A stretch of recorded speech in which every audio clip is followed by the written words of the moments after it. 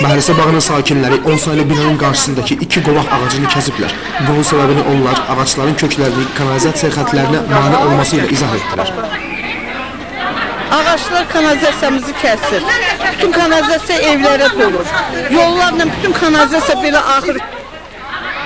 Geldim gördüm üzdən rax yerdə məclis dizə çıxıb. Qonşulara çıxdım ki ay qonşular gəlin bizə kömək edin. O dedi vallahi 2 Məmməddən artıq vermərəm. Bu dedi vallahi 1 Məmməddən pulum yoxdur. Mən nə zulümlə 4 saat onu təmizləmişəm, onu Allah bilir. Sürbadı da ağac üstündə pitif diye özünüz də çəkdiniz gördünüz. Qırılır, partlayır, dənizə baş camat yığılır 10 manat, 5 manat. Bağış vaxtımızda hərə bir tərəfdən yığılır, köməkli eləyir. Bunu çəhabağa kim bunu biz eləməliyik. Binanın digər sakinləri isə ağacların kəsilməsi ilə razılaşmırlar.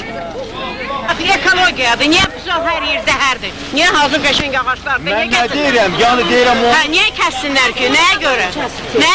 Ağaç qırılandan sonra xalqın evini çölürlər. Heç nə olmaz, heç kimin hələ öyünə düşməyibdi ağac, xeyr. 100 şirma pul verirlər,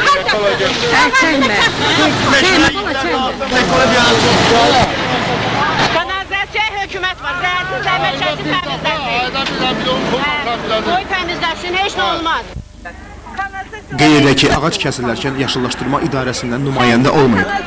Bu qurumdan 2 nəfər ərizə yazmışlar ki, bu ağaçlarını həm tük buraxır, həm də uzun olduqlarına görə bunları kəsilməyinə icazə verilsin. Düz üstü icra hakimiyyəti tərəfindən yazılmışdı ki, budanmaq quruların kəsilib, həm də yaşları da budayıb formaya vermək. Onların əlaqədə bura gəlmişəm, mən özüm keçən illəri. Düzdür, baxdım, o yaşları görsətdilər, dedim, yox, onları kəsə bilmərik, yəni də budaya bilərik də, başlarından kəsə bilərik. Lakin buna baxmayaraq sakinlər ağacı dibindən kəsiblər. Onların dediyinə görə kəsilən ağacların yerinə yenilərini əkəcəklər. Arif Qasımov isə söylədi ki, stat, 3 saylı mənzil istismar idarəsi bizə müraciət etsə, ağacı biz özümüz də əkərik. Statın sonu. İstərsimiz bir sual yaradır. Bu kanalizasiya xətləri nə vəziyyətdədir ki, onu ağacın kökləri sıradan çıxarır. Bundan əlavə, kanalizasiya xətləri yararsız hala düşmüşdüsə, bəlkə oraları dəyişmək daha məntiqli olardı. Lakin sakinlər öz çox illik fəaliyyət təcrübələrinə əsaslanaraq əlaqədar təşkilatlardan hər hansı bir fəaliyyət ummadıqları üçün məsələni sözün tam mənasında kökündən həll etdilər. Vüsal Məmmədov, Zakir Murad, Fərruh Qafarov, İlqar Ağayev, Xəbər Plus.